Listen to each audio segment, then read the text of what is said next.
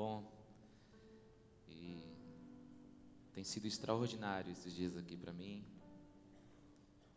Conheci o Leandro lá em Imperatriz e foi uma grata surpresa, foi um prazer. E tem já uns dias que eu tinha vontade de conhecer vocês. Já assisti alguns cultos de vocês aqui pela internet, né? Já vi o Leandro gritando muito. E é muito joia estar aqui. Mas eu quero continuar naquilo que Deus já está fazendo aqui, tá? Na medida que eu for falando, eu vou falando um pouquinho mais de mim, da minha família. Mas eu tenho 3 filhos, uma só esposa. O nome dela é Jacilene. Eu chamo ela de bebê. Estava conversando com ela ali antes de subir. Ela estava orando por mim. E eu tenho 3 filhos, Rafael, Gustavo e Leonardo. 3 tanques de guerra lá em casa. Algo extraordinário. E tem sido um tempo maravilhoso esse, de transição, daquilo que Deus está fazendo em toda a igreja brasileira, está fazendo em nossas vidas. Conheço o Daniel realmente há muito tempo, Camila. Eu abaixava mesmo o violão do Daniel, ele tocava muito ruim, gente. Acho que meu pai deu um violão para ele, um Strindberg. Mas aí ele virou professor, né? E muita coisa na minha vida aconteceu porque o Daniel colocou a mão. O Daniel é um abridor de portas. Eu nunca quis ser pastor. Eu fui treinado desde os meus 10 anos de idade para ser sucessor do meu pai na advocacia. Nós somos uma família tradicional, né, na vertente do direito. E Daniel me leva para uma clínica pastoral e lá Jesus me arrebenta. Nasci num lar evangélico, sempre fui, sabe, eu não tenho aquele testemunho ex, não, eu era ex-religioso só, e eu estava dentro da casa do Pai sem conhecê-lo. E me lembro quando o Espírito Santo me tocou, uma fome insaciável veio dentro da minha vida, de 2002 até agora, foram 15 anos onde Jesus Cristo completamente me alterou. Eu tenho 40 anos hoje, com 25 anos de idade, eu era um advogado já bem sucedido na minha cidade e não queria saber nada de Deus. Eu queria ir para a igreja, dava meu dízimo, tocava o meu piano e voltava para minha casa. Mas Jesus entrou na minha vida e desde lá eu não encontro outro lugar mais lindo, belo e profundo do que Jesus Cristo de Nazaré. E eu quero te dizer que a palavra que foi dita no início aqui está correta. A palavra que foi dita aqui sobre descanso, sobre viver em Cristo. Leandro disse que por mais disciplina que a gente tenha, um dia a gente se cansa, um dia a gente não consegue vencer, é verdade. Acredite no que eu vou lhe dizer. Aquele que ama, algum momento, sempre vai ultrapassar um disciplinado. O que ama sempre faz mais.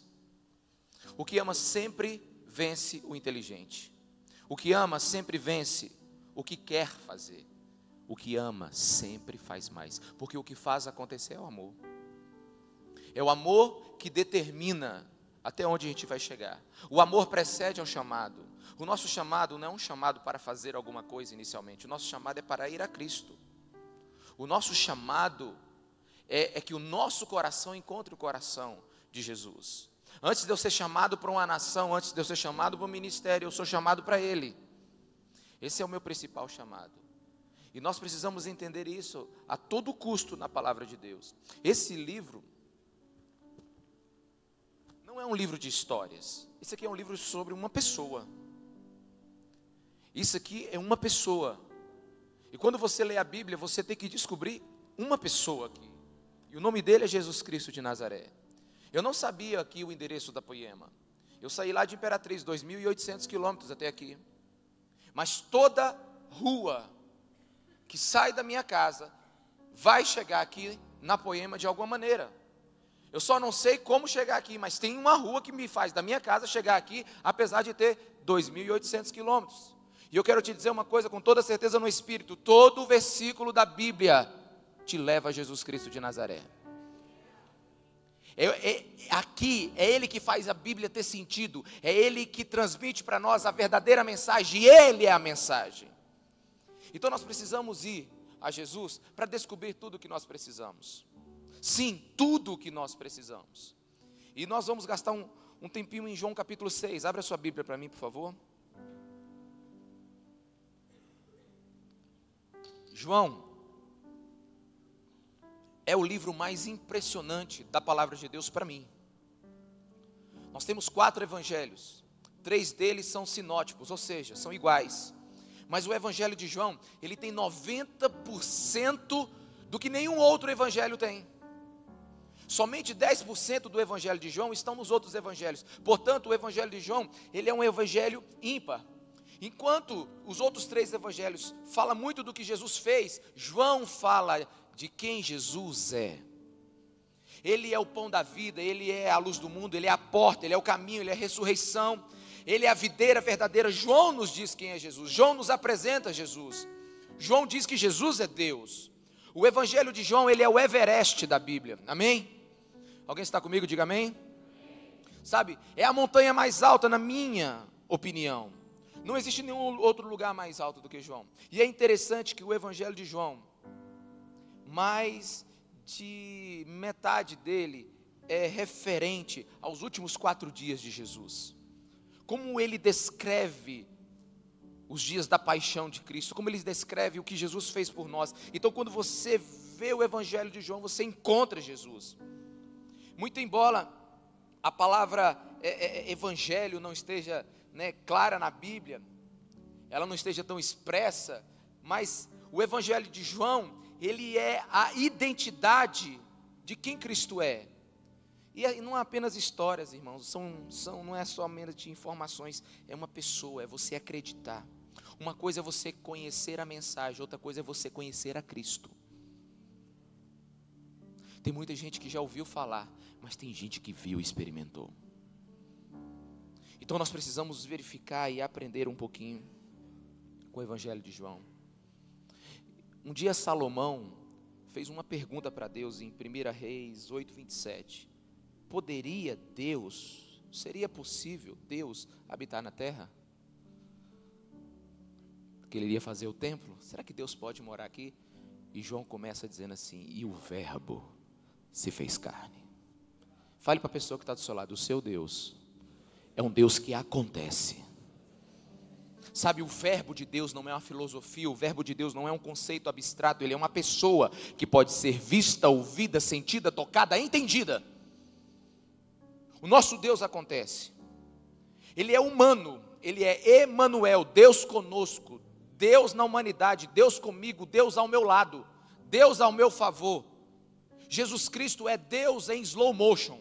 Você conhece Deus em slow motion? Jesus Cristo é aquele Deus que faz da maneira como a gente pode entender. Porque se nós fôssemos conhecer Deus face a face, seria como se ficasse a 3 centímetros do sol. Você seria cego, você não entenderia, ele é grande demais. Quem pode conhecer os pensamentos do Senhor? Ele é o antes da eternidade, a eternidade fluiu de Deus. Quem pode conhecer Deus? Jesus Cristo então vem como a última expressão da revelação de Deus. Nós temos a natureza, nós temos os profetas, nós temos a história, mas em Cristo, Hebreus capítulo 1, ele traz a exata expressão do ser de Deus. E é aqui que nós conhecemos o Filho, é aqui que a igreja faz sentido, é aqui que a minha vida toma identidade. Quantos estão me entendendo? Diga amém. Jesus Cristo, sabe, ele rasgou o mundo ao meio, ele separou o mundo ao meio. O seu jornal diz isso hoje. A gente não lê muito jornal, mas na minha terra ainda tem muito jornal, né? Eles entregam muito jornal nas casas, sabe? E ali você vê antes e depois de Cristo. Não tem ninguém igual a Jesus Cristo de Nazaré. A manjedoura mudou a história. Um bebê de 3 quilos estabeleceu um novo tempo nessa terra. O seu Deus nasceu, o que é uma impossibilidade, porque Deus nascer, se ele nunca foi criado, mas o seu Deus deu um jeito para você compreendê-lo. Jesus Cristo é o chamado de Deus, sabe, para nós entrarmos no secreto de Deus. Ele é a palavra de Deus, a última palavra de Deus. Tem muita gente que tem muitas ideias sobre Deus, mas Jesus Cristo é a ideia original de quem Deus é. E eu quero te dizer que Jesus, sabe, Ele veio para tirar você do mundo das ideias, porque você não veio se relacionar com uma ideia, você não veio se relacionar com um pensamento, você veio se relacionar com uma pessoa. Você veio para ter experiência com seu Deus. A palavra religião no original é religare, ou seja, é ligar de novo. E não sei se você já percebeu na Bíblia, o véu foi rasgado de cima para baixo, não foi de baixo para cima. Não fomos nós que fomos até Deus, mas foi Deus que veio até nós. Ele disse: eu vou trazer o meu povo de volta para mim. Às vezes a gente lê a Bíblia, desculpa irmãos, mas a gente às vezes tropeça em muitas coisas. O machado que flutuou.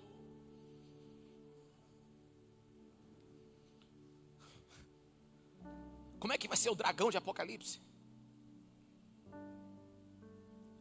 Como é que o diabo lutou com o anjo Gabriel pelo corpo de Moisés? Irmão, todas essas coisas são muito interessantes. Mas deixa eu te dizer, o ponto central da Bíblia é o Filho. É Ele. É nele que nós temos que mirar. Jesus entrou no nosso mundo para que nós pudéssemos entrar no mundo dele. Jesus Cristo simplificou as coisas. Que coisa boa, irmãos. É porque nós não temos tempo, mas falar se Deus vem neste lugar, deu um trabalho tão grande para Deus. Porque Deus e o homem no mesmo lugar é uma impossibilidade. Santidade e pecado juntos. Mas Jesus Cristo fez definitivamente esse casamento. Ele terminou com o divórcio da humanidade. E ele estabeleceu um novo tempo. Jesus Cristo é a forma como nós nos relacionamos com Deus hoje. E nós começamos a ver Jesus quando a revelação se sobrepõe à informação. Quantos estão comigo? Diga amém. Quando a informação que eu tenho dele ganha vida. E eu tenho um objetivo nessa manhã. O objetivo nessa manhã é que Jesus Cristo, você tem uma revelação que Jesus Cristo seja o maior desejo da sua vida, seja o maior prêmio ao ser alcançado. E para isso eu queria que você pegasse o seu smartphone, sua cadernetinha, o seu caderno, não sei, na sua folhinha aí, e fizesse uma pergunta, que eu vou caminhar nessa pergunta durante toda a palavra. A pergunta é, anote aí: você se sente melhor porque Jesus te ama, ou porque Ele te ensina a amar mais a Ele do que a você mesmo? Você se sente melhor porque Jesus te ama, ou porque Ele te ensina a amar mais a Ele do que a você mesmo? Você se sente melhor porque Jesus te ama, ou porque Ele vai te ensinar a amar mais a Ele do que a você mesmo? Quantos estão comigo? Diga amém. Irmão, você pode dizer amém, eu gosto, tá? Quiser gritar, lá na África, quando você está, o nosso missionário lá na África, ele diz assim, que tem uns africanos lá que quando prega lá em Moçambique, e ele está pregando assim, ele diz uma coisa, aí o africano levanta assim: é isso mesmo, pastor. Eu digo, está entendendo? Então vamos fazer um culto bem pentecostal, amém? Vamos fazer um culto bem pentecostal aqui, aleluia. Então, se prepara, porque a gente vai subir uma montanha, amém?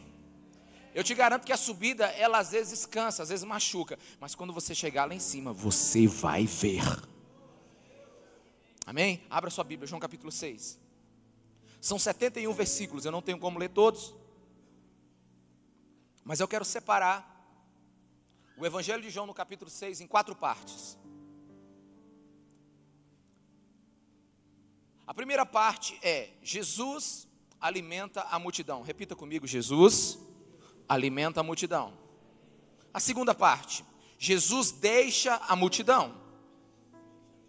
A terceira parte: Jesus ensina a multidão. E a quarta parte: a multidão deixa Jesus. Então nós temos: Jesus alimenta a multidão, Jesus deixa a multidão, Jesus ensina a multidão e a multidão deixa Jesus. Vamos ver esses 4 pontos para nós entendermos aquilo que Deus quer nos ensinar nessa manhã. João capítulo 6, versículo 10, diz assim: disse Jesus: mandem o povo assentar-se. Havia muita grama naquele lugar, e todos se assentaram. Eram cerca de 5.000 homens, calcule aí perto de 15.000 pessoas, entre mulheres e crianças. Então Jesus tomou os pães, deu graças e repartiu entre os que estavam assentados, tanto quanto queriam. E fez o mesmo com os peixes. Depois que todos receberam o suficiente para comer, disse aos seus discípulos: ajunte os pedaços que sobraram, que nada seja desperdiçado. Então eles os ajuntaram e encheram 12 cestos com os pedaços dos 5 pães de cevada deixados para aqueles que tinham comido. Depois de ver o sinal miraculoso que Jesus tinha realizado, o povo começou a dizer: sem dúvida, este é o profeta que devia vir ao mundo. Então Jesus alimenta a multidão.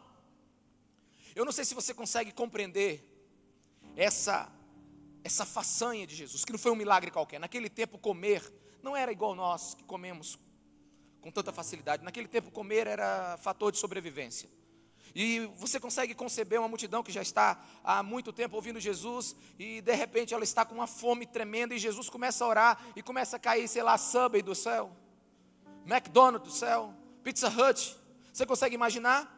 Aquela multidão ficou praticamente maravilhada. Senhor, manda aí onde calabresa. É um negócio assim extraordinário, porque começou a cair comida do céu.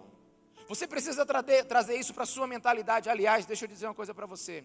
Eu leio a Bíblia pensando, eu leio a Bíblia imaginando. E eu quero que você imagine as coisas comigo nessa manhã. Deus nos deu criatividade, amém?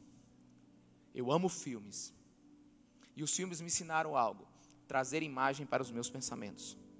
Então, traga a imagem para aquilo que nós estamos pensando agora. Quem já assistiu o Fantástico Mundo de Bob aqui? É uma coisa extraordinária. Ele está na bicicleta, quando ele menos espera, ele imagina que está onde? Na Via Láctea. A bicicleta virou agora uma espaçonave, pois viaja agora. Fala para a pessoa que está do seu lado: liga o mundo de Bob aí, meu irmão. Então você está vendo comida cair do céu? Aquele povo comendo. E não é qualquer comida, gente. É um negócio extraordinário. O pessoal está multiplicando o pão.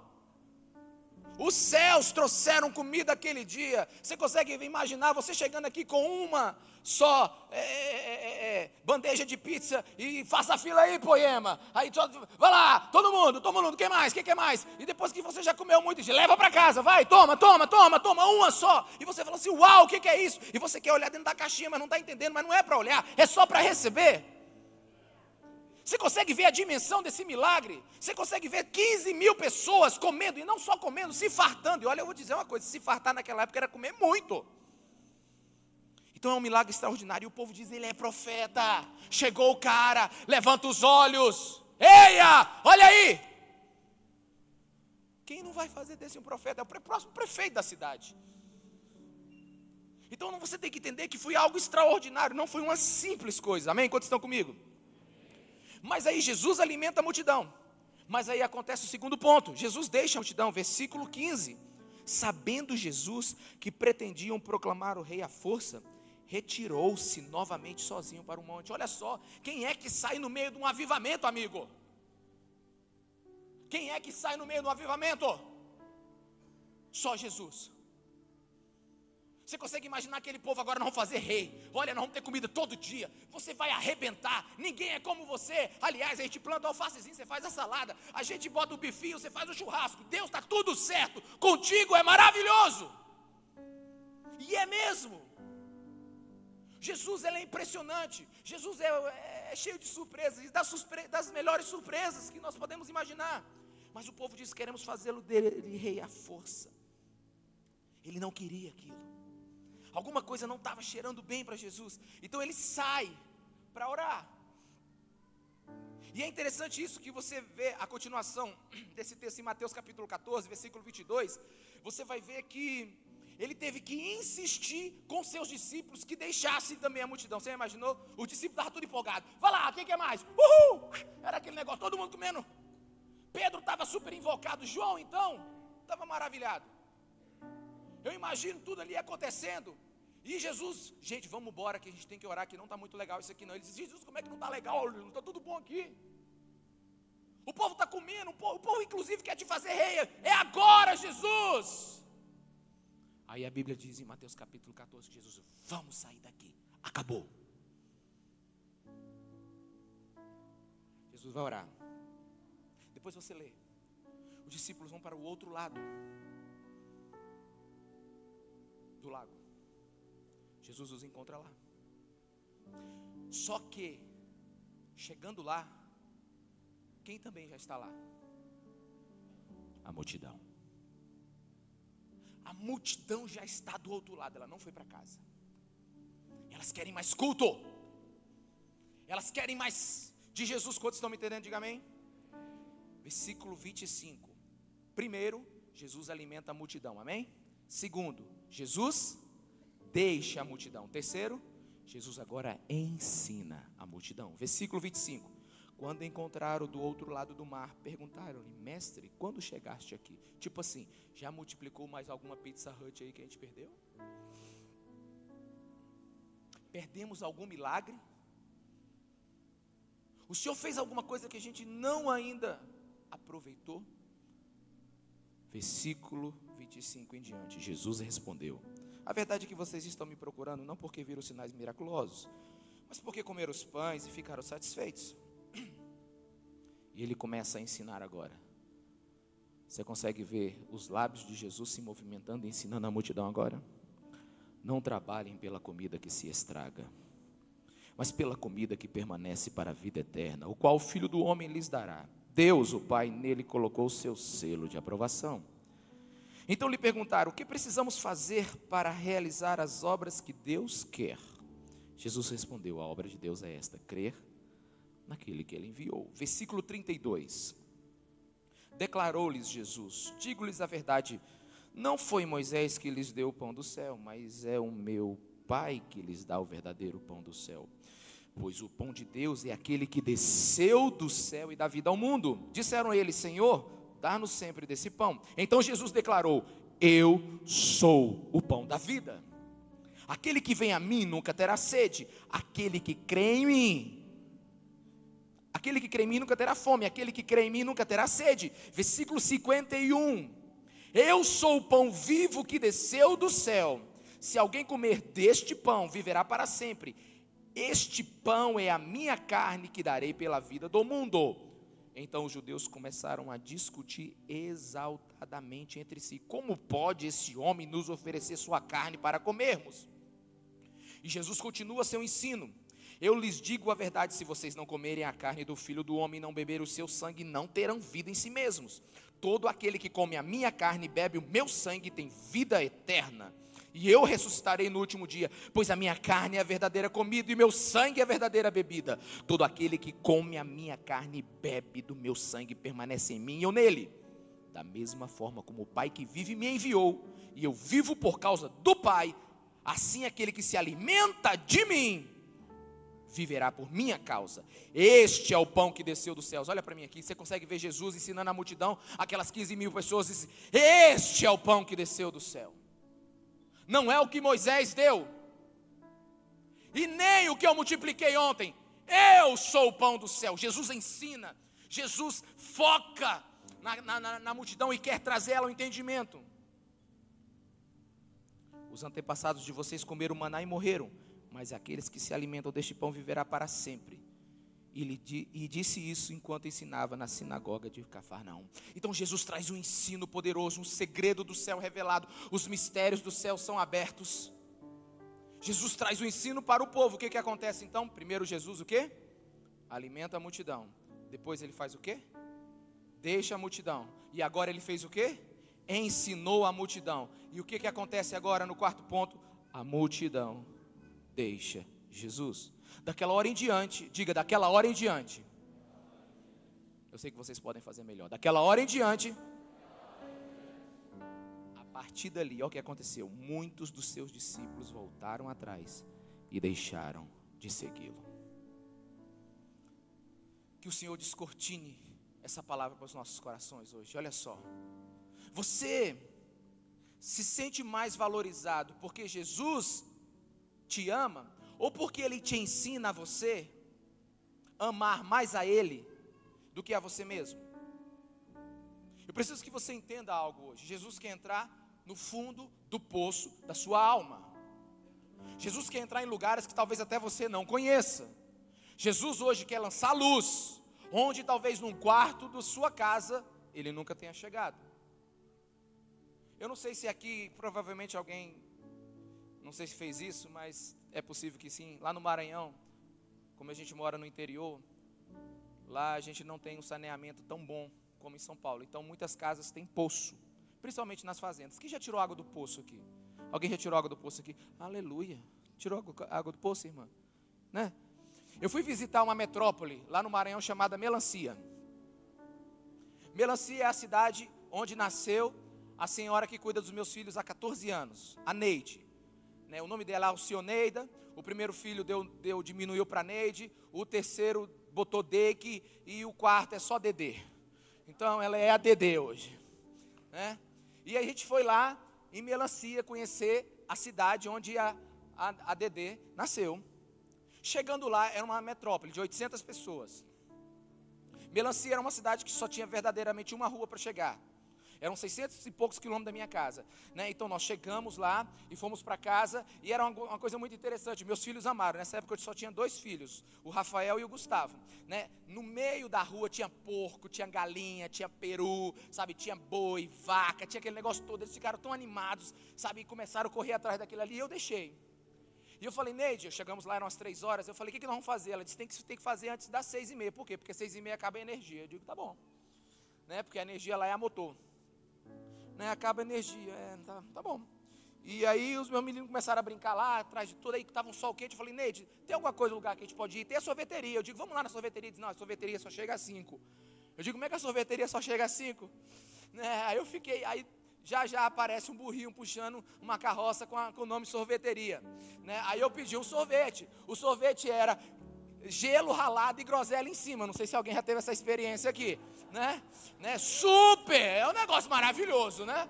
Então ali a gente tomou sorvete. Meus filhos já estavam sujos, com o sorvete ainda piorou ainda mais. Aí, então agora você pode imaginar a situação de 2 criaturas que passaram a tarde inteira correndo atrás de galinha, pato, frango, sei lá o que mais, de porco. Eu vi meu filho correndo atrás de um porco, entrando onde o porco estava, né? Um desespero entrou na vida da minha esposa, mas eu a libertei disso naquela hora, deixa o menino ser menino, né? E aquele negócio foi acontecendo. Eu sei que no final da tarde só tinha o olhinho deles que eram brancos. E eles eram 2 bolinhas. E quando chegou a hora, eu digo, vou dar banho antes de escurecer. Vou ter que dar banho antes de escurecer. Aí eu pergunto para a senhora da casa lá, onde é que é o banheiro? Ela diz, atrás das bananeiras ali. Eu digo, vou lá. Cheguei lá, né, meus filhos, né, metropolitanos. Pai, cadê o chuveiro? Né? O Gustavo não entendia muito bem não, mas o Leonardo já tinha. Cadê o chuveiro? Eu digo, não filho. Aí eu achei o poço, aí eu fui lá no poço. Aí ele disse, pai, o que é isso? Eu digo, é um poço. Minha esposa já agarrou, assim, sai de perto, Ricardo. Né? Ela agarrou os dois, eu digo, calma, Josilene, o menino nunca viu um poço. Aí eles olharam para, pai, não tem nada. Eu digo, tem. Aí você pega a cordinha com balde e joga. Aí... Aí, para quem tirou a água do poço e é experiente, tem que dar uma balançadinha pro lado assim, ó. Aí o balde vira, né? Aí, ó, a irmã testificou aí, não foi, irmã? Aí entra a água dentro do balde, aí o balde afunda e você puxa. Aí eu fui puxando. Meus filhos aqui, sem entender nada. Na hora que a água chegou, ele disse, pai, tem água aí dentro. Eu digo, tem, cara. Tem água. E ele dizia pra gente tomar banho. Eu digo, pois joga, pai. Não, irmãos, de verdade. Se seus filhos são iguais aos meus, assim, naturais, banho não é uma coisa, assim, que criança gosta. Quando eu falo tomar banho lá em casa, tem uma guerra mundial. Mas esses meninos nesse dia tomaram tanto banho, mais um, e eu fui jogando, mais um. Eu puxei tanta água do poço nesse dia. E eles achavam interessante porque o balde ia vazio e caía no nada. Você não via. Mas quando subia tinha água, era interessante demais para eles. Por que eu estou falando isso para você? Porque tem um provérbio rural que diz assim, o que tem no poço, vem no balde. Fala a pessoa que está do seu lado, o que tem no poço, vem no balde. E você sabe o que vai acontecer nessa manhã? E já está acontecendo? Jesus está jogando o balde.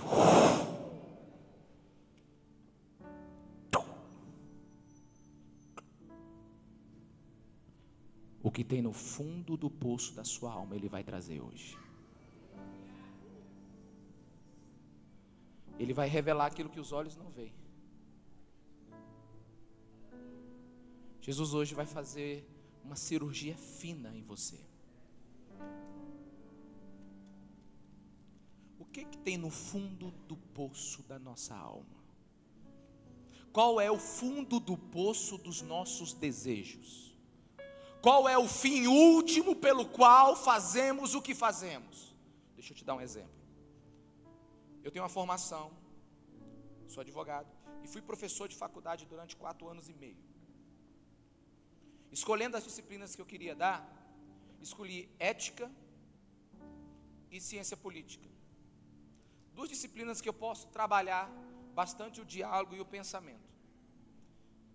E quando eu dava aula de ética, talvez uma das disciplinas mais desprezadas no curso de Direito, menos que interessa, eu pedi a Deus uma estratégia muito grande para trabalhar e marcar o coração dos meus alunos. Eu fui para ser um 007 dentro da faculdade. Me pagavam para dar aula, mas em todo momento, sem citar a Bíblia e o nome de Jesus Cristo, eu ia ali, sabe, trabalhando com o Espírito Santo. Eu entrava naquelas salas de aula, irmãos, eu ia para a faculdade falando em línguas.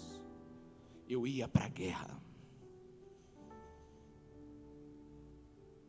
E então, num dia de uma aula de ética, depois de ter feito várias coisas para chamar a atenção deles, eu queria ensinar sobre telos, que é um dos princípios da ética de Aristóteles. Telos é finalidade. Por que você faz as coisas? Aí, muito bem. Eu comecei a aula e uma aluna tinha perdido a minha prova na segunda-feira anterior.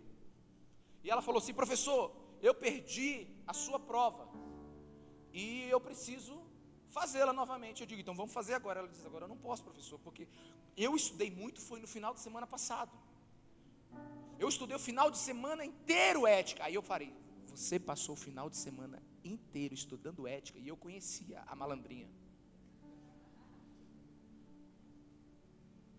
Eu passei o final de semana inteiro estudando ética. Eu digo, e por que você faltou? Professor, eu tive um problema, não sei o que. Eu digo, vamos fazer o seguinte, eu vou fazer um teste com você. Se você passar, eu faço a prova. Como ele sabe que eu era muito professor de fazer muita pegadinha, ele disse, professor, é uma pegadinha? Eu digo, eu sou professor. Você decide, essa hora que é bom ser professor, né? Você faz ou fica com 0. Então é assim, muito bom.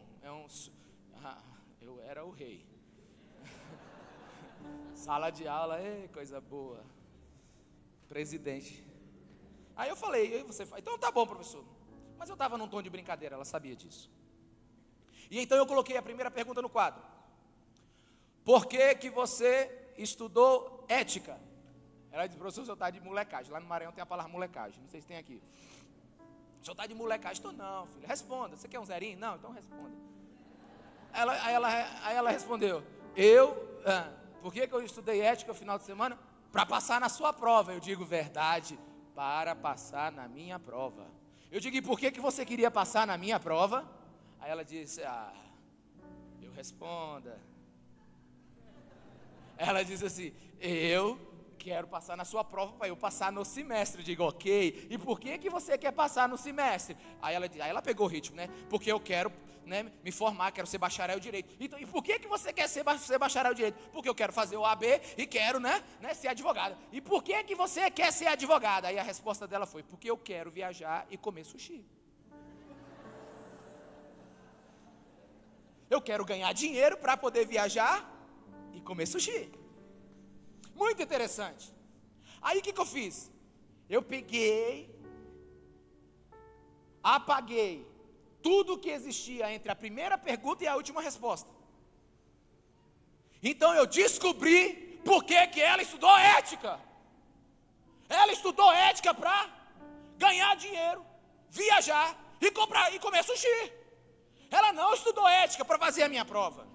Ela não estudou ética para ser uma pessoa melhor. Ela não estudou ética para viver os princípios morais da sociedade. Ela não estudou ética para ter fundamento na sua vida comunitária. Ela não estudou ética para formar o teu caráter. Ela estudou ética para ganhar dinheiro, viajar e comer sushi. Aí eu dei um 0 para ela.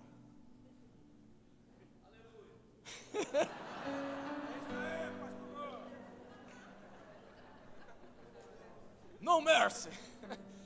Pois é, aí o que aconteceu? Aí eu apaguei o 0 e disse, não precisa, segunda que vem você faz a prova. Eu só queria mostrar aqui que nem sempre é óbvio porque a gente faz as coisas. O fundo do poço da nossa alma é quando não tem mais respostas. Por que que eu vim aqui pregar no Abapai? É um ambiente de conexão. Vou chupar o sangue aqui do pastor Leandro e vou tirar algumas coisinhas aqui para a minha igreja, para dar uma turbinada nela. Por que que eu vim para cá? Qual é o fim último? Não, é para a glória de Deus. Irmãos, eu quero dizer para vocês que Deus sabe o que tem no fim das nossas intenções. Deus sabe o que tem no fim do poço da nossa alma. Quantos estão me entendendo? Diga amém.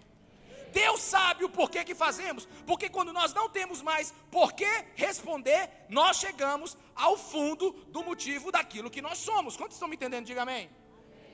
Você vai na minha casa, porque eu chego lá na minha casa e digo assim, uau, cara, vai lá na minha casa, tem uma piscina, eu faço churrasco todo dia, tem picanha, PlayStation 4, FIFA, nós vamos jogar, virar a noite, nós vamos curtir pra caramba, você vai lá pra minha casa. Aí quando você chega lá em casa, é um apartamento de 15 metros quadrados, a gente entra de frente e sai de costa. Aí você diz, e cadê aquele monte de coisa que você disse? Eu digo, você veio por causa daquele monte de coisa que eu disse, ou você está vindo por causa de mim? Claro que ele veio por causa do monte de coisa que eu disse. Então o motivo dele estar comigo não era eu, o motivo dele estar comigo era aquilo que eu poderia dar.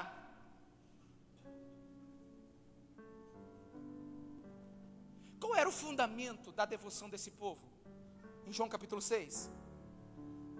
Por que eles seguiam Jesus? Irmão, deixa eu te dizer, é culto de avivamento, é culto que começava às 6 da manhã e ia terminar às 6 da tarde. Vocês não estão entendendo, dias após dias, Jesus, sabe, estando com aquele povo, multiplicou os pães, o povo encheu a barriga, virou a noite atrás de Jesus Cristo, antes de amanhecer, antes de Jesus se recuperar, do dia seguinte a multidão já estava lá, estava todo mundo com fome de Cristo. Quantos estão me entendendo? Diga amém.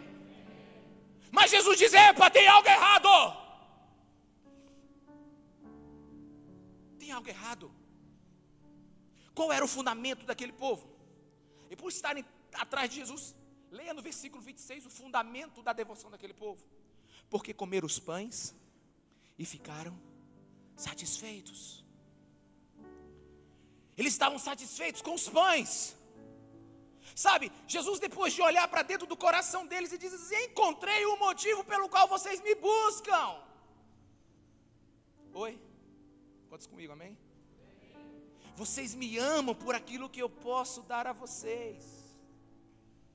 Enquanto eu os mantiver satisfeitos em suas vontades, eu os terei perto de mim. Você se sente valorizado porque Jesus te ama? Ou porque Ele vai te ensinar a amar mais a Ele do que a você mesmo? Então Jesus diz assim, olha, eu amo muito vocês, mas eu preciso contar umas coisas para vocês aqui agora. Eu preciso conversar com vocês. Olha, eu estou chegando no fundo do poço da vontade de vocês e não estou encontrando uma igreja que me deseja. Eu não estou vendo um povo que me quer. Porque vocês estão vindo atrás de mim por causa dos pães. E eu te faço uma pergunta agora, irmãos. Você é o motivo da sua vida com Deus ou Deus é o motivo da sua vida com Ele? Você está com Deus por causa de você? Ou você está com Deus por causa de Deus? Come on. O que Jesus aqui está querendo é traçar uma ordem nos nossos valores. Existe um cristianismo e existe Cristo. Existe o Evangelho e existe o Evangelho de Deus. Só é poder o que é o Evangelho de Deus. E eu, quando fui me tornar pastor, gastei 10 anos, irmão, para Deus me convencer. Eu não queria. Estava conversando com o pastor Ribamar agora, eu tenho 7 anos que fui ordenado. O Ribamar prega desde os 7 anos de idade. Quando ele era pequenininho ainda. O que eu quero dizer para você é que eu sondei o meu coração em todas as áreas. Quantos estão comigo? Diga amém. Por que que eu decidi viver o cristianismo? Por que que você é cristão? Você já se perguntou isso? Bem, eu tinha vários motivos. Ser cristão é bom porque é o melhor ambiente para se fazer bons amigos. Certo ou errado? Certo, irmãos. Né? É um ambiente bom para criar nossos filhos, sim ou não? Certo. É aparentemente saudável para a gente ter bons relacionamentos. É um lugar de boa tradição familiar. É um bom lugar para você encontrar o seu cônjuge, sim ou não? Sim ou não, igreja?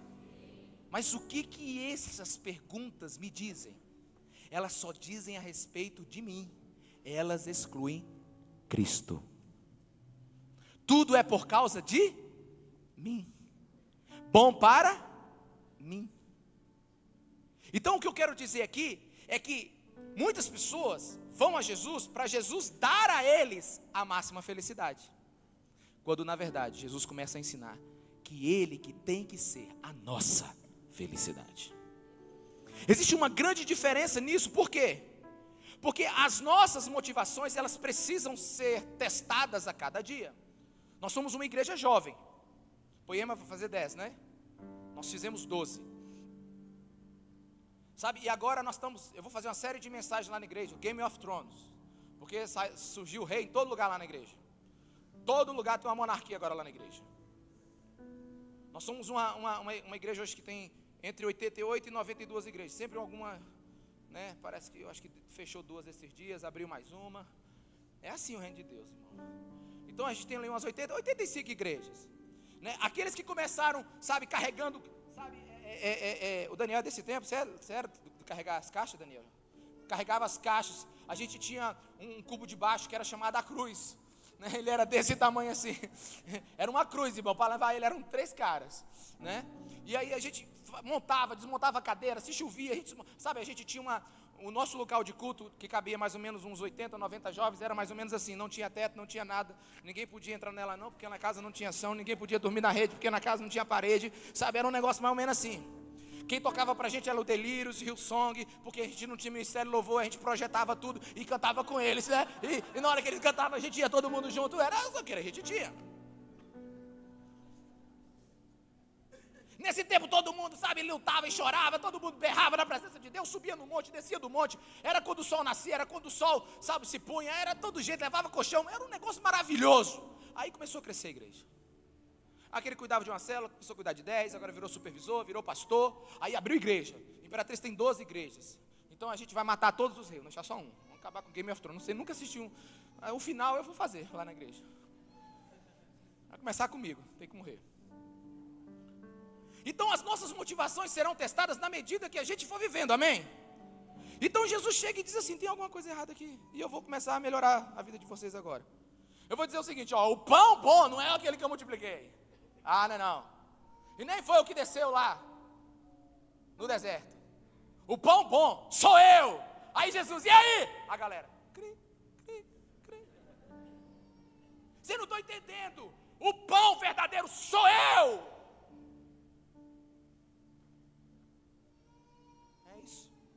Silêncio eloquente. E quando Jesus fez o desafio, o que eles fizeram? Foram embora. Por quê? E é aqui que a gente precisa começar a entender. Porque você adora Jesus, porque lá no fundo, ao você adorar Jesus, Ele vai te valorizar, ou você adora porque Ele é assim mesmo. Quantos estão me entendendo? Diga amém. Salmo 23 diz assim, o Senhor é meu pastor e... Sabe como é que está escrito no original? No original mesmo. Se o Senhor é o meu pastor, vírgula, do que terei falta? Não é o Senhor é meu pastor, Ele vai me dar tudo que eu quero. Não, é se eu tenho esse pastor, finish, estou completo. Será que você consegue ver as raízes crescendo para baixo aí? Você consegue vendo a espada de Jesus nos cortando? Você consegue ver o braço dele nos alinhando? Moisés, é o seguinte, o povo pecou. Vai só tu agora para a terra prometida. Êxodo capítulo 33. Não, Senhor, não vou só eu não, eu quero o povo. Então o Senhor risca meu nome do livro da Bíblia. Ô Moisés, valeu, cara, você é demais, eu queria só ouvir isso mesmo. Mas vai com o povo. Só tem um detalhe, você vai com um anjo. Estou mandando um anjo na frente, é o anjo da guerra. Como é que é? Ele vai acabar com os ananeus, os jabuseus, os fariseus, os corintianos. Não vai sobrar ninguém naquele lugar.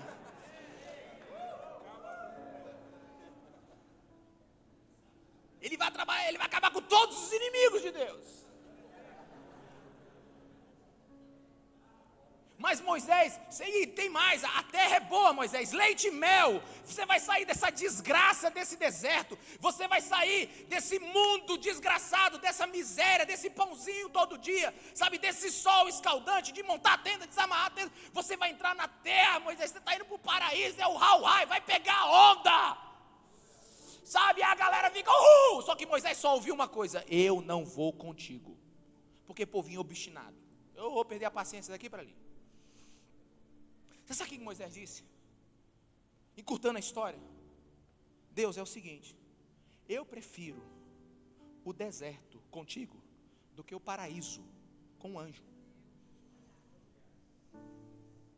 Deus, o Senhor me conhece pelo nome. Você vai ver várias vezes essa expressão. O Senhor sabe o que está no meu coração. Eu não passei 40 dias com um anjo na montanha. Não foi um dedo do anjo que escreveu a lei. Não foi um anjo que conversou comigo na chama. Eu me relaciono contigo, não com um lugar. Se o Senhor não for conosco, nem nos envie. Você consegue ver densidade? Moisés pesava 890 quilos, de pura certeza, de puro compromisso. Moisés era um homem que sabia o que tinha valor. Então você começa a ver esses homens, você começa a ver esse estilo de vida. E o que é isso, irmão, se não nascer de novo? Acompanhe comigo aqui um rápido pensamento. Precisa ser nascido de novo para desejar uma casa boa? Me ajuda, igreja. Não. Precisa ser nascido de novo para querer ser um bom aluno, ter uma boa universidade, ter uma boa profissão? Precisa ser nascido de novo? Precisa ser nascido de novo para ter uma família saudável? Precisa ser nascido de novo para querer que você tenha uma aposentadoria? Precisa ser nascido de novo para você querer, sabe, ter as coisas desse mundo? Não precisa, irmão. Qualquer pessoa sensata, qualquer pessoa que tem a mente mais ou menos organizada deseja isso, sim ou não? Isso não está errado. Então para que a gente precisa nascer de novo? A gente precisa nascer de novo para Deus mudar o fundo do poço da nossa alma. A gente precisa ser nascido de novo para Deus mudar a essência do nosso coração. A gente precisa ser nascido de novo para que pelo poder do Espírito, Cristo se torne o nosso maior tesouro. Então caminhe comigo. Se você não entender, você não vai entender o fundo do poço da sua alma. Nós somos realmente nascidos de novo? Sim, irmãos. Mas o Espírito precisa mudar quem nós somos, o que fazemos.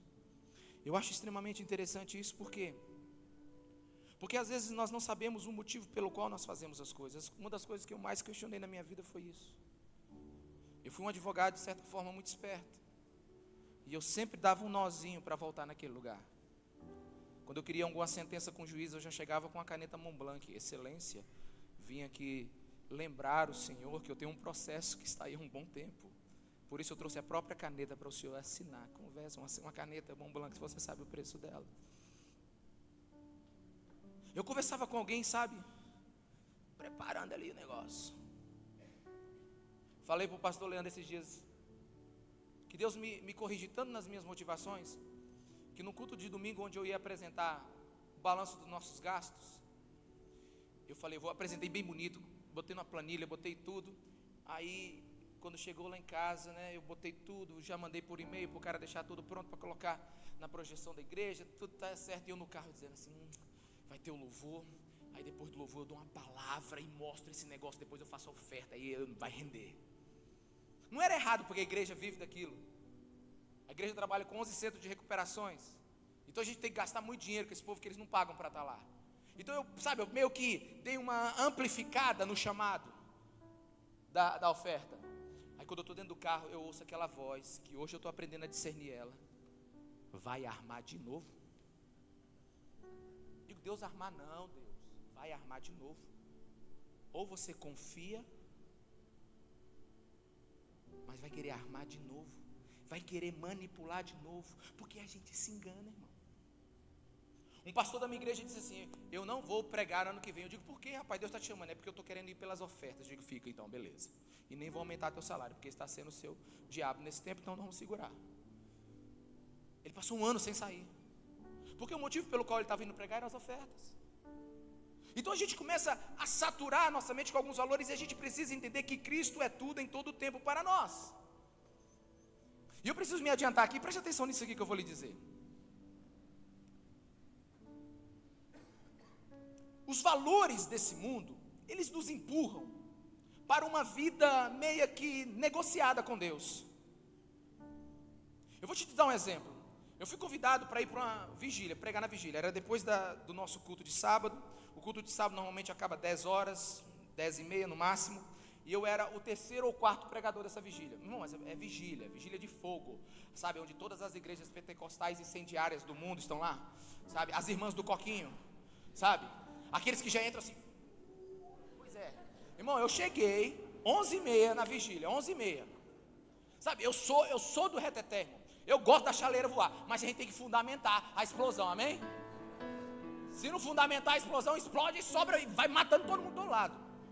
Então a gente primeiro fundamenta, segura as pontas, enche o povo e agora explode. Aí, mas fica seguro aí, né? Então é aí, né? Uma igreja tem que ser uma explosão fundamentada na palavra de Deus. E aí eu cheguei, irmão, essa vigília não era normal. Tinha uma profeta, e era profeta mesmo. Não era igual, não era profeta, irmão. A mulher era profeta, e ela estava profetizando. Irmão, a vigília estava tão assim que eu estava com medo de entrar. Eu digo, Jesus, o Senhor me trouxe para o lugar errado. O Senhor esqueceu que eu sou assim um cara que mais ou menos gosta de ensinar? Senhor, eu não sei fazer nada disso que está acontecendo aqui. Irmão, chega assim, estava um vapor no lugar, né? Aí a profeta acabou. Irmão, o culto, meu Deus, eu era o terceiro pregador, tinha mais 2 depois de mim. Aí Deus, eu sentei, irmão, eu disse sinceramente, eu sentei desesperado. Senhor, o que eu vim fazer aqui? Aí Deus, Senhor, me dá uma palavra. Aí Deus me dá uma palavra, não dou não, essa eu não dou não. Ih, o senhor pode vir com outra. Essa eu não vou falar. O senhor, não, ó, o senhor já viu como é que está o culto? O senhor faz e agora quer... Não. Eu não vou estragar essa noite não. O povo está tudo alegre, Jesus. É isso. Ou você vai com essa palavra, ou você vai sem a mim. Aí eu falei, tá bom. Eu nunca mais voltei lá, então.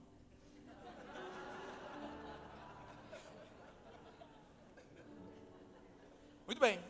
Irmão, diante de Deus, presta atenção, irmão. Diante de Deus, eu cheguei assim, é porque era o lugar da a paz do Senhor, né? Na hora que eu dei assim, a paz do Senhor, a paz do Senhor, só fui a paz, irmão, o negócio pegou fogo. Eu digo, irmãos, Deus trouxe uma palavra no meu coração, aleluia, igreja, eu digo, meu Deus do céu. Irmão, diante de Deus, eu entrei no desespero. Vocês estão sorrindo, mas não, irmão. Você está cansado, 11 horas da noite, Deus te dá uma palavra que não tem nada a ver com o local. Aí você fica assim, né?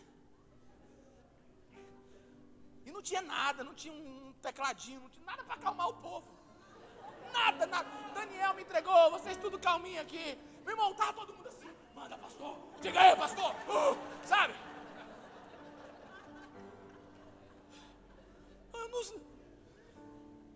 Fala profeta, eu digo, eu não sou profeta. Eu sou pastor, sei lá.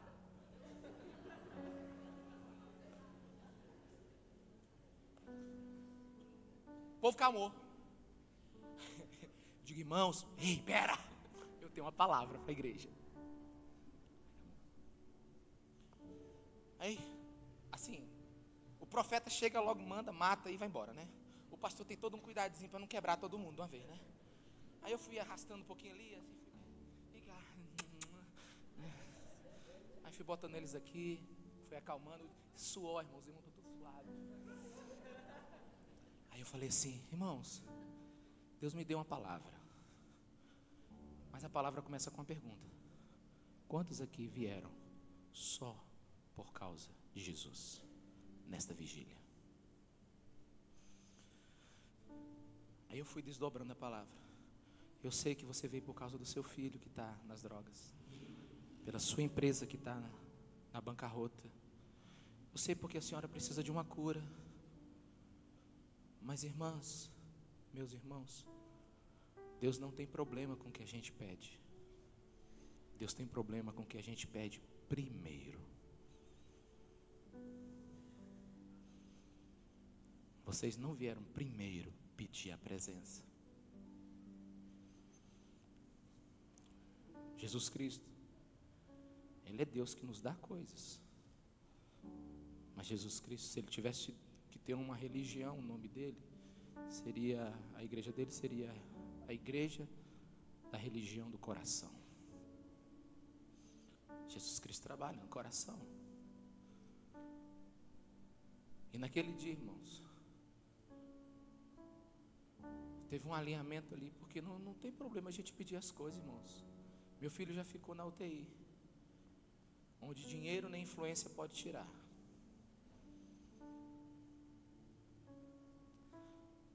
O irmão da minha esposa já foi sequestrado e morto.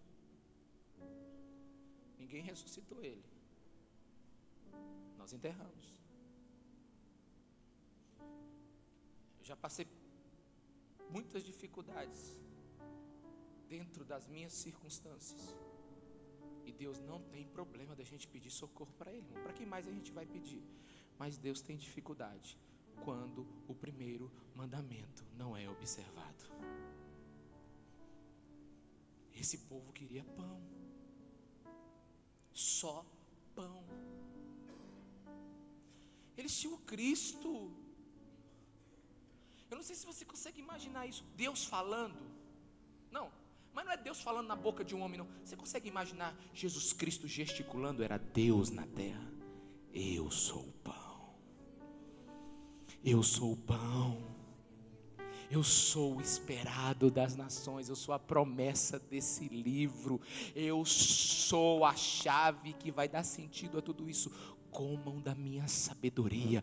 Comam da minha unção. Comam do meu amor. Mas o povo foi embora. O povo foi embora. Eu passei 28 anos da minha vida sem conhecer Jesus Cristo de Nazaré dentro da igreja. E quando a primeira vez eu abri esse livro, eu falei, eu vou lê-lo. Uma música que o Daniel cantava, Precioso, eu tenho gravado até hoje, uma fitazinha VHS. O Espírito Santo de Deus falou comigo. Na fita você não entende nada, agora eu entendo tudo, porque eu não sei se subiu ou o céu desceu. Mas eu tive uma experiência com o Eterno naquela hora. Eu confessei meus pecados dos 12 anos até os 20 e tantos. E ali Jesus Cristo se sediou, e a primeira coisa que eu fiz, sabe, irmãos, foi voltar para minha casa, e eu peguei a Bíblia que meu pai já tinha me dado já há uns 2 ou 3 anos e li. Eu gastei 1 ano e 8 meses lendo essa Bíblia letra por letra, versículo por versículo. E quando eu comecei a descobrir que tinha algo aqui que saciava a minha fome, que saciava a minha sede. Irmãos, eu não estou falando isso para poder você imaginar alguma coisa de mim, longe disso, em nome de Jesus, entenda, só para você ter uma dimensão.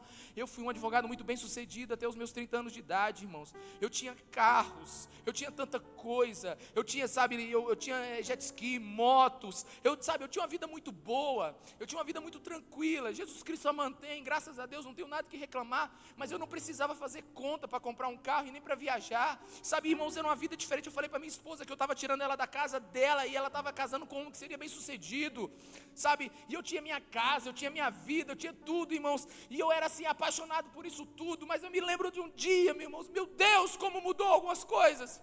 Daniel me chamou para pregar em Açailândia, ele nem lembra disso, era um ex-cine pornô, onde nós pregamos, onde eu preguei. Ele me chamou para pregar, eu lembrei disso vindo de Imperatriz para cá. Era um lugar que tinha um cine pornô, fecharam, abriram uma escola, não deu certo. E aí eles deixaram um vago lá, eu não sei se fez uma escola, não lembro o que era. E eu fui ministrar, eu lembro que eu ministrei, até o nome da ministração eu lembro qual era o...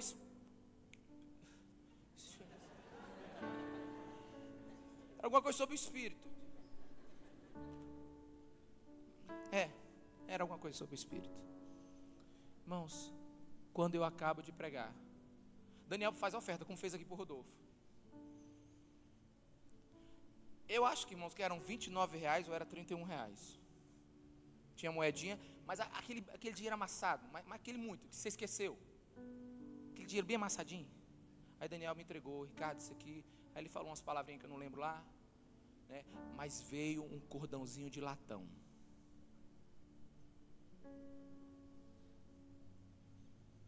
E eu pego, entro no meu Audi, a Açailândia para Imperatriz, 70 quilômetros. Começo a dirigir e pego aquele cordãozinho de latão e começo a olhar para ele. E começo a chorar. E começo a chorar. E começo a chorar. E Deus começa a me mostrar o tanto que Ele é precioso, como Ele é valoroso, como Ele é maior. E eu não tenho Ele mais, eu perdi. E aquela coisinha de latão que não valia nada, que alguém me deu que eu não sei, começou a me ensinar o quanto Jesus Cristo era mais importante do que tudo aquilo que eu vivia. Todas as minhas motivações eram para ter coisas, mas nunca eu fui intenso para tê-lo. Eu nunca gastei meu tempo para tê-lo. Eu nunca queimei a minha pestana para tê-lo. Como diz Calvino, eu nunca bati na palavra até que dela saísse água. Eu nunca disse como Agostinho, no dia que eu o encontrei, eu não parei mais de buscá-lo. Como diz a música da Mr. Edva, Misty, né? Misty Edva. Ela diz, até onde o Senhor vai deixar eu ir? Eu nunca tinha vivido isso, irmãos. E eu me lembro que a partir de 2003 até hoje eu não li mais nenhum livro de direito. Eu fiquei 10 anos advogando sem me atualizar, porque eu não conseguiria ler outra coisa. Era uma Bíblia atrás da outra, e eu via Cristo, e aquilo ali queimava no meu coração. E eu via Cristo, e minha vida mudava, e Ele ia tirando tantas outras coisas. E eu dava assessoria para uma empresa chamada, né, era chamada Diz Rossi, mas era representante da Ambev. E eu entrei num dia, Senhor, fala comigo, Senhor, me dá um entendimento, me dá a tua visão, me dá o que o Senhor quer para mim. E de madrugada Deus falou comigo, larga a Ambev. Eu digo, o diabo entrou, Senhor, manda outra mensagem, sabe? Aí, Senhor, vamos lá, diz para mim, larga. Irmãos, e era aquele dia, eu ouvi a voz de Deus, o amor de Deus preencheu meu coração, eu larguei aquilo. Irmãos, ano passado o Leandro foi lá, eu estava num dilema. E ano passado eu fechei meu escritório, definitivamente arranquei nosso nome lá, acabou, não tem mais nome, arranquei o nome do meu pai, acabei com a vida do meu pai. 50 anos de advocacia, acabou. Mas quando eu olho tudo para aquilo, eu digo, mas é tudo como perda. É perda. É perda, irmão, porque como ele visita a gente, como Ele é maravilhoso, como Ele é lindo. Eu estava no iHope e eu perguntei para uma das pastoras lá, como é que esse povo toca 15 anos aqui, sem virar religião todo dia de noite? Como é que um guitarrista não vira religioso, só está aqui? Ela disse, porque a cada dia a gente se preocupa em aprender um pouquinho mais daquele que tem os olhos de fogo. Irmãos, e aí a coisa vai mudando, você vai trazendo a sua identidade, você vai descobrindo, e eu comecei a descobrir que sim, é melhor quando Jesus me ensina a amar mais a Ele do que a mim mesmo. O maior presente que Deus me deu foi me ensinar a amar a Ele. O maior presente que Deus me deu foi me revelar o Filho dEle, porque o Filho dEle me revelou o Pai, o Filho dEle me trouxe para perto. Irmãos, às vezes você precisa pensar o seguinte, Jesus parece meio egoísta, é verdade. Já percebeu? Jesus parece egoísta, olha só. Venham a mim. Mateus 11, 28, João 7, 37, João 6, 35. Creiam em mim. João 14, 1, João 14, 11. Amem a mim. Mateus 10, 37, João 8, 42. Ouçam a mim. Marcos 7, 4. Permaneçam em mim. Façam isso em memória de mim. De mim, mim. Tudo é mim. Tudo Jesus nos chama para Ele. É tudo meu. Parece que Jesus é assim meio egoísta.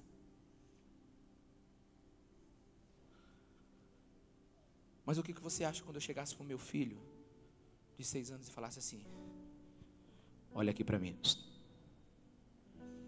Não acredite em mais ninguém, só em mim. Não saia de perto de mim. Ouça a mim.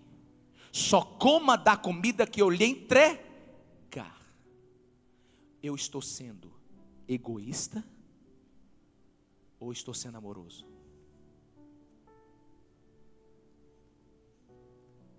Filho, ninguém te ama mais do que eu, portanto, nunca saia de perto de mim.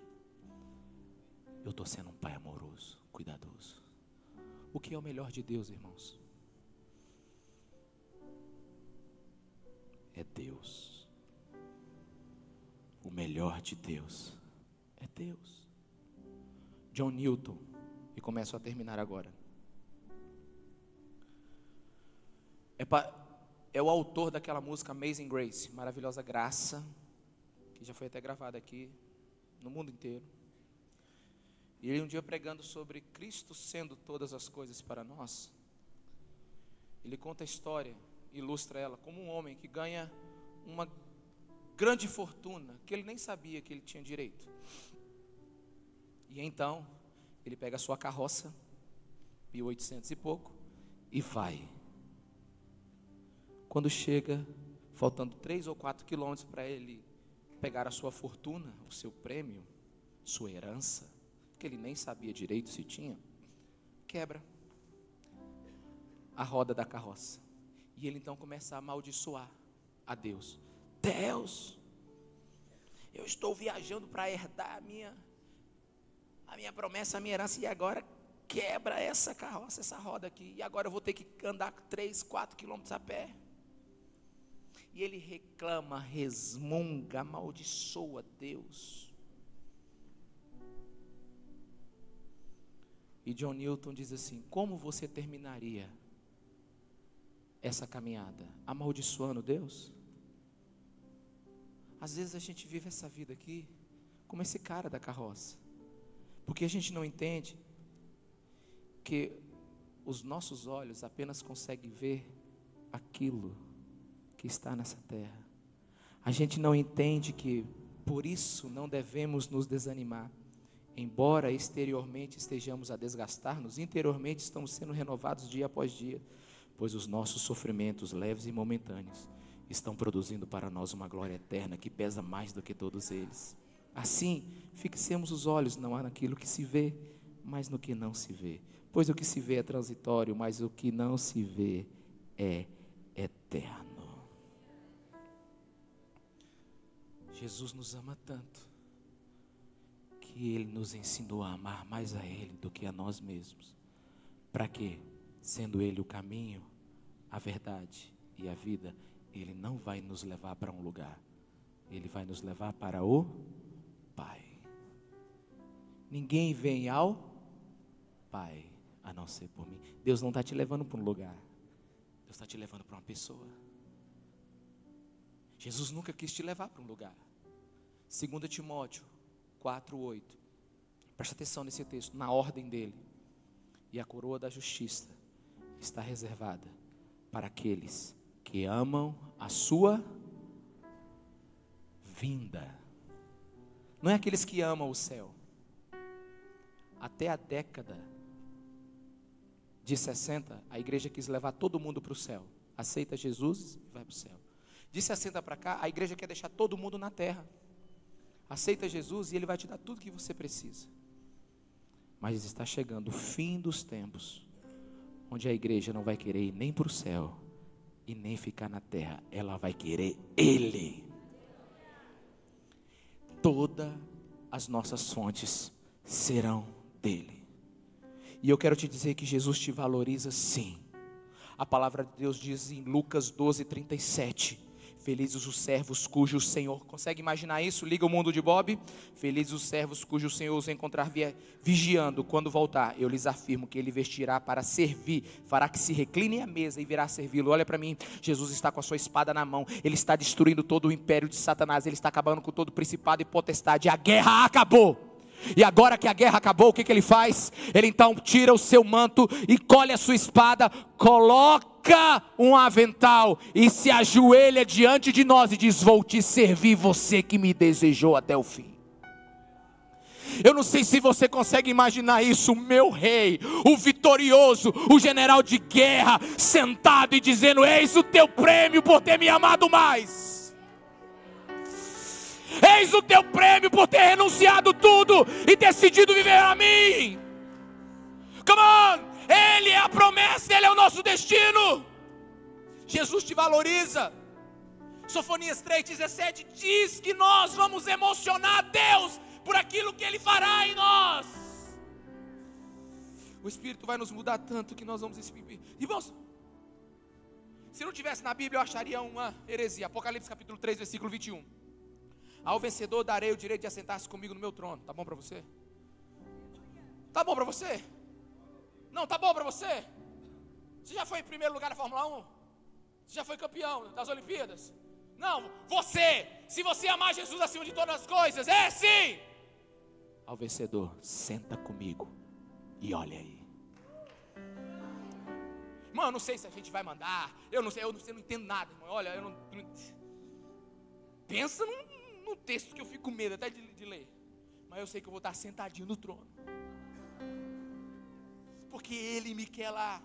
Você se sente melhor porque Jesus te ama, ou porque Ele às vezes aponta o dedo na tua cara e diz: ei, presta atenção, para de olhar para essa terra, você não nasceu para aqui, olhe para mim, eu sou a beleza da santidade, eu sou o rei, eu sou o desfrute da tua alma, mergulhe em mim e nunca mais você vai encontrar o fundo, eu sou eterno. Você consegue ver, irmãos? Você consegue... Por que o apóstolo Paulo diz que viver é Cristo e morrer é lucro? Quem quer morrer aqui hoje? Ninguém quer morrer, mas morrer é lucro. Todo mundo quer viver a Bíblia, mas ninguém quer morrer. Irmão, por que a gente não quer a morte? Eu vou te dizer por que a gente não quer a morte. A gente não quer a morte, irmãos, porque a morte tira. Eu quero levar meus 3 filhos no altar. Eu quero entrar com aqueles 3 tanques de guerra. Eu quero ver os 3 pegar minha esposa, que é desse tamanhozinho, e levantar assim: oi mãe. Eu quero ver meus netos, irmãos. Eu quero ver a igreja gloriosa que Jesus está construindo para os próximos anos. Eu quero ver avivamento, eu quero ver milagres. A morte tira da gente. Mas para o apóstolo Paulo a morte não tira, come on, ela não tira. Ele disse: se vivo eu tenho Cristo, mas se morrer eu vou ter Ele totalmente. Você consegue ver um homem obstinado? Olha, para vocês a morte tira, mas a morte para mim é entrega. Cadê o meu Jesus? É um homem que está totalmente voltado, sabe, é um homem consequente com as coisas desse mundo. Irmão, esse homem ninguém pode matar porque ele já está morto, ninguém pode tomar porque ele já perdeu tudo. Ele é um invencível nessa terra, porque Cristo é o tesouro dele. Irmão, você sabe por que tem mártire? Olha para mim. Tem mártire porque Jesus está no céu, só por isso. Só tem mártire porque Jesus está no céu. O mártire diz: come on, pode botar fogo, irmão, eu não sei. Esses homens viram algo que a gente precisa ver. A gente vem para a igreja capengando, a gente vem para a igreja, parece que Deus tem que nos dar uma coisa. Irmão, quando Jesus Cristo é o melhor, você já entra na igreja fumaçando, sim, como naquela vigília, mas desejando Ele, querendo Ele, dizendo: Senhor, hoje eu quero estar chapado contigo, me dá mais do Filho, Espírito Santo, me dá mais do Filho. Jesus está nos chamando.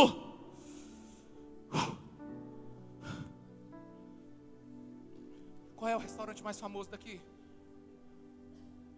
Qual é o restaurante mais caro daqui, pastor Leandro? O top. Gadioli. Come on, Gadioli. Vou fazer 20 anos de casado com a minha esposa. Vou fazer 17 agora, dia 9 de setembro. Então eu vou levar ela no Gadioli. Tem que ser caro, tem que ser caro. Se não for caro eu não quero não. Aí eu chego lá no Gadioli e digo o seguinte: eu quero uma. Ele perguntou a mim: quantas mesas você quer? Eu digo uma. Mas eu quero nenhuma mais. Diz: como é que é? Eu digo: só uma mesa. No restaurante, só uma. o senhor sabe quanto é que custa aqui? Eu digo, eu sei. Cadê? Tira o cheque aqui. Estou podendo. Eu quero gá de óleo só para mim e para minha esposa hoje. Tá sentindo o clima? Aumenta o clima aí, climão. Aí eu chamo a orquestra. Aí eu boto a orquestra com a música do namoro, aquela. A comida que ela mais gosta. Aí eu ligo para ela assim: amor, dá para você passar aqui no Gadioli antes de ir para casa? Aí ela desliga automaticamente. Eu falo, caiu para trás, emocionou. Aí ela chega, aí eu aviso a orquestra: prepara. Aí a orquestra, na hora que ela chega, a orquestra começa a tocar. Ela diz: finalmente lembrou, hein?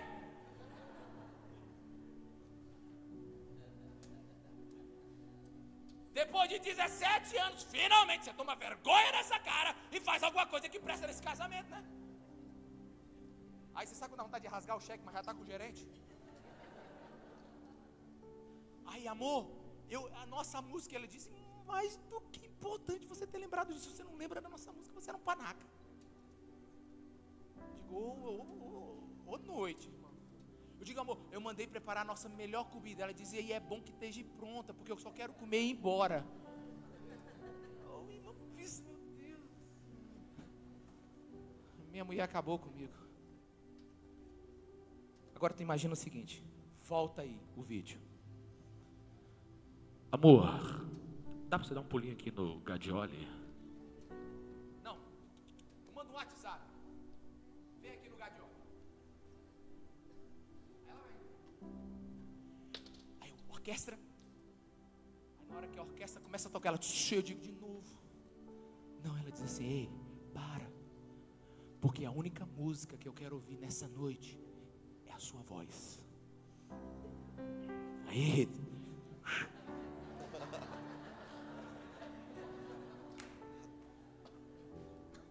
amor, eu mandei preparar a comida. Ele disse: a minha comida é estar com você. Você é o pão que me alimenta. Mas tu imagina como é que eu já estou, né? Aí a gente passa aquele tempo romântico, fica olhando na cara do outro assim. Porque quem muito ama, precisa muito dizer não, viu?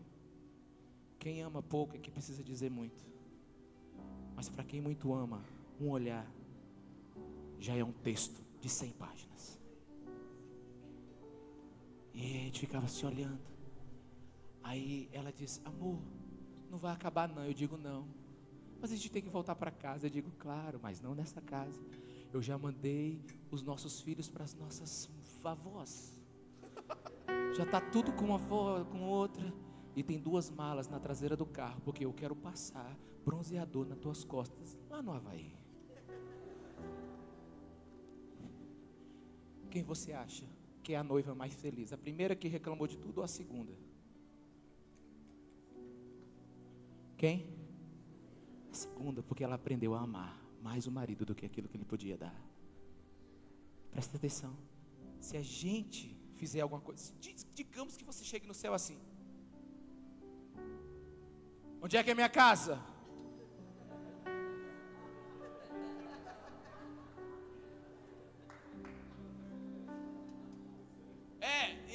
Eu fui líder de célula, pastor, fui pastor. Tem que ter hidromassagem. E você chega lá procurando um lugar para você ficar. Mas eu vou dizer, se a igreja entender direitinho, ela vai chegar lá no céu assim: cadê ele? Cadê ele? Cadê ele? Não, Pedro, dá licença, cadê ele? Cadê ele? Cadê o meu Salvador? Cadê aquele que deu sentido à minha existência? Cadê aquele que me ensinou a pensar nas coisas do alto? Cadê ele? Cadê ele? Cadê ele? Me mostra o meu Senhor. Cadê ele?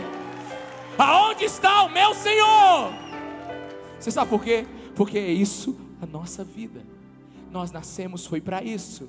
Nós nascemos foi para estar com Ele. Nós nascemos foi para beijá-lo. Nós nascemos foi para abraçá-lo. Nós nascemos para aprender dele. Nós nascemos para ter uma experiência com aquele que tem os olhos de fogo. Nós nascemos para ser completamente abastecidos por Ele. Ele é o nosso sossego, Ele é o nosso descanso, Ele é a nossa paz, Ele é a nossa resposta, Ele é o conteúdo, Ele é a forma, Ele é o destino, Ele é o começo, Ele é o Rei, Ele é o Cordeiro, Ele é o Senhor, Ele é o Salvador, Ele é o crucificado, Ele é o ressurreto, Ele é o Rei da glória, o Senhor dos senhores. Ele é o destino final da viagem. Ele é a viagem que nunca vai se acabar. Nós nascemos para Cristo. Nós nascemos para Cristo. Nós fomos eleitos em Cristo. Come on, alguém está me entendendo aí? Pois fica de pé no seu lugar. Fica de pé no seu lugar. E eu quero te pedir hoje, bota para fora o fundo do poço da tua alma aqui agora. Sabe, eu quero que você se derrame nele. Sim, hoje é o dia da palavra te lavar completamente. Hoje é o dia. Come on, hoje é o dia. Hoje Jesus vai colocar a igreja dele em todos os aspectos da minha vida. Nós vamos alinhar. Quantos podem levantar a mão? Se você quiser vir aqui para frente orar, se você quiser ajoelhar, se você quiser correr, se você quiser gritar, agora é o teu momento. Peça por Ele, clame por Ele. Deixe Jesus Cristo vir sobre você. Peça uma experiência com o Eterno. Peça o Rei da Glória sobre você agora. Come on, igreja. Deixa Ele te abastecer pelos próximos 5 milhões de anos. Deixa Ele te encher para os próximos 5 milhões de anos.